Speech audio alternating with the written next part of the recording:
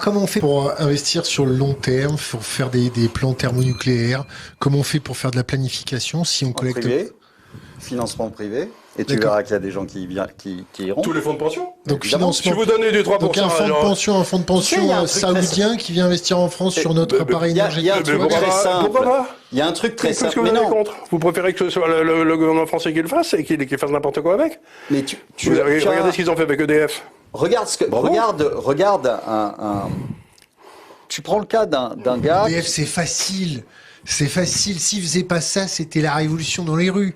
C'est facile de prendre l'exemple personne d'EDF. n'est obligé à créer une espèce de concurrence fausse qui a été demandée par l'Europe, alors que ces gars produisaient rien. On faisait produire de l'électricité à l'EDF, qui avait été payée par les impôts des Français, et on a forcé l'EDF à la vendre à des gens qui la vendaient ensuite au public en faisant croire que c'était eux qui l'avaient produit. Mais ils n'avaient rien produit du tout. C'était juste du capitalisme de connivence, parce qu'il y avait des gars qui avaient payé l'élection de Macron.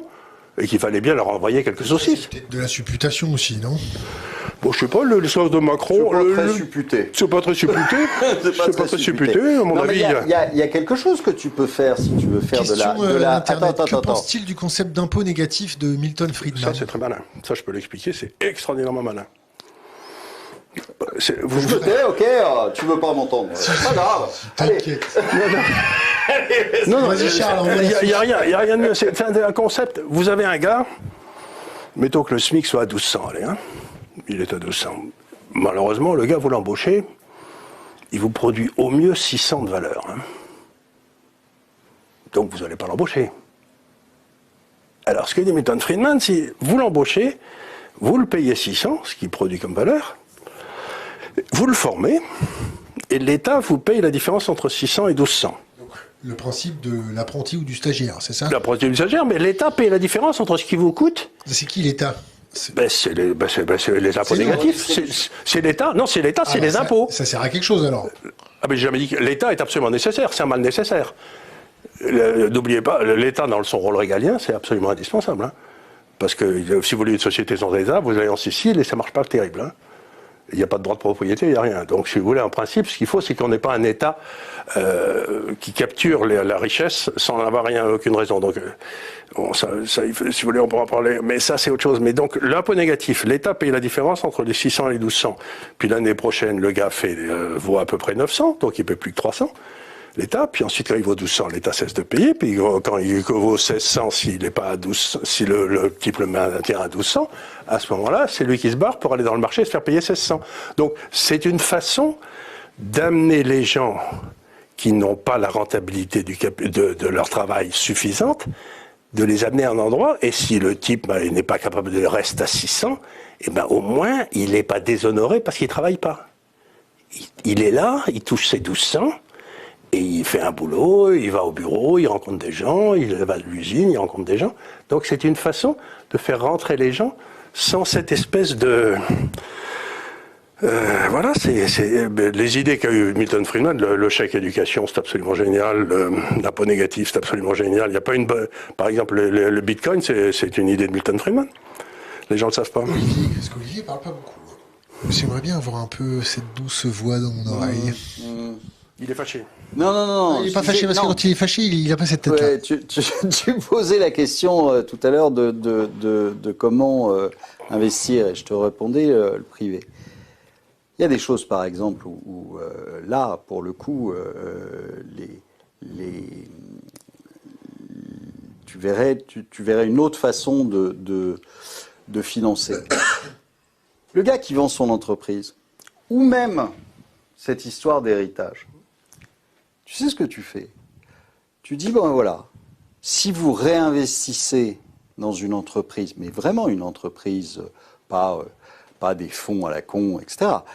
Si vous réinvestissez dans une entreprise, à ce moment-là, le temps de votre plus-value, eh bien, vous ne payez pas de plus-value, vous investissez dans cette entreprise. Droit de succession. Et les droits de succession, pareil. C'est-à-dire que vous touchez une succession, je dis n'importe quoi, d'1 million d'euros. Si pendant les 3 ou 4 ou 5 prochaines années, vous réinvestissez 500 000 balles dans une entreprise pour qu'elle puisse investir ou pour que elle puisse financer son besoin en fonds de roulement, à ce moment-là, ben, vous ne payez pas d'impôt. Et à ce moment-là, tu seras beaucoup plus productif, ça sera beaucoup plus intéressant que de filer ça à l'État, qui lui va investir, mais comme il ne sait pas investir, parce que il y a quand même une banque de branquignoles là-dedans qui est assez extraordinaire, eh bien à ce moment-là, tu perds sur ce que tu as donné à l'État et qui est mal investi ou pas du tout investi, qui sert à payer les dépenses courantes.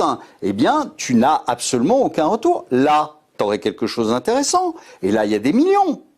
Il y a des millions. Chaque année, il y a des gens qui vendent leur entreprise, qui font des plus-values, etc. Tu pourrais les réinvestir, ces plus-values, au lieu de payer des impôts. Il faut que j'aille pisser, moi. Ah oui, vas-y. C'est le privilège de l'âge.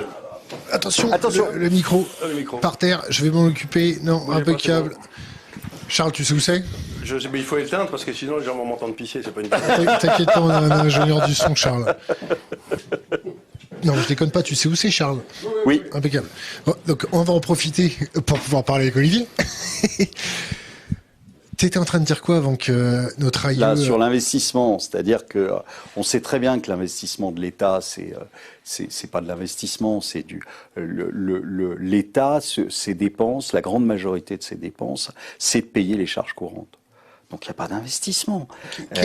Pour toi, les plus gros risques de cette année et des 5 prochaines années, c'est quoi? C'est l'écroulement, c'est ce qu'on te dit, écroulement de la monnaie, parce que je te dis, ils ne peuvent plus revenir en arrière. Donc tu as de la com aujourd'hui. Tu as de la com te disant, exactement comme fin 2018, si tu veux, tu avais Powell qui, aux États-Unis, avait dit, ah ben, on va arrêter les QE, on va monter les taux, on peut supporter 3,5 de taux parce que on a de la croissance, etc. 2 mois plus tard, moins 25% sur le Standard & Poor's, et puis on s'aperçoit que l'économie commençait à aller vers le bas, et là, panique, et ah ben non, excusez-nous, enfin bon, on s'est mal compris, etc. Je recommence les quantitative easing, et je baisse les taux. Et c'est là qu'on est passé, en effet, on avait atteint 3, c'est là qu'on est passé de 3 à 0,70, 0,80 sur le 10 ans américain. Donc, il se passera exactement la même chose. C'est-à-dire qu'aujourd'hui, ils font les marioles, alors que tu as une récession. Tu es à moins 1,5 sur le PIB. C'est pas rien, d'accord, sur le premier trimestre. Et tu penses bien qu'avec ce qui se passe sur la hausse des prix, le deuxième trimestre va pas être meilleur que le premier. Au contraire, il va être bien pire que le premier. Donc ça veut dire quoi? Ça veut dire qu'on sera officiellement en récession. Qu'est-ce qui va se passer? Tu crois qu'ils vont continuer à monter les taux d'intérêt pendant la récession? Non, bien sûr que non. Ils vont les rebaisser. Et même s'ils savent très bien qu'au final, ils vont générer encore une dépréciation de la monnaie et donc encore plus d'inflation, ils s'en foutent. Ils considèrent que de toute façon, cette inflation leur permettra de détruire en fait la dette. Donc ils sont ravis. Je te renvoie, Charles. Donc Charles, on était en train de poser la question, les plus gros risques cette année et pour les 5 prochaines années, c'est quoi? Ça va mieux, hein? Ça va beaucoup mieux. Je peux réfléchir à nouveau. Vous savez, c'est très. Vous rigolez, mais c'est. Vous verrez quand vous aurez mon âge, vous ne verrez pas autant. Il n'y a que des jeunes ici. Il faut se redresser. Oui, il faut se redresser. Bon.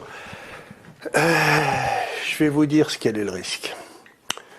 À mon avis. Vous vous endormez en 1785. Vous vous réveillez en 1820. Vous comprenez rien. Le monde a changé au-delà de tout ce qui était possible. Vous vous endormez en 1895, vous vous réveillez en 1920, vous comprenez rien.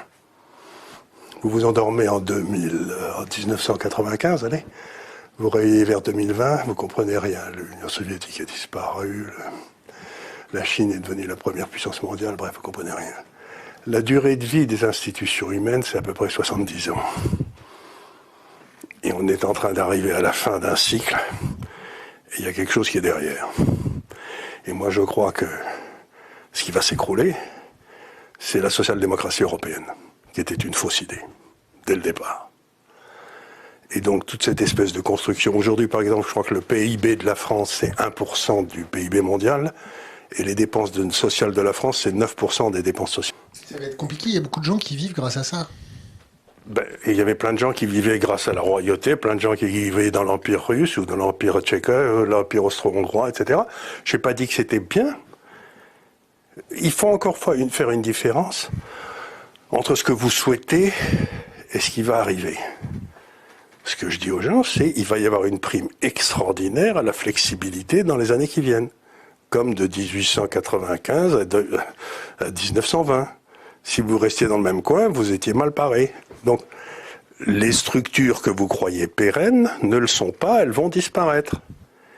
Et ces structures, c'est peut-être la Commission européenne, je ne sais pas ce que c'est, mais regardez, déjà l'Angleterre a quitté l'Europe, c'est jamais un bon signe. Quand l'Angleterre se barre de quelque chose, en général, c'est que le futur n'est pas tellement bon. Donc, j'essaye simplement de vous dire, si vous croyez qu'il y a quelque chose de certain, vous vous trompez. Donc le carton, le mur, le lent étouffement, c'est pas certain.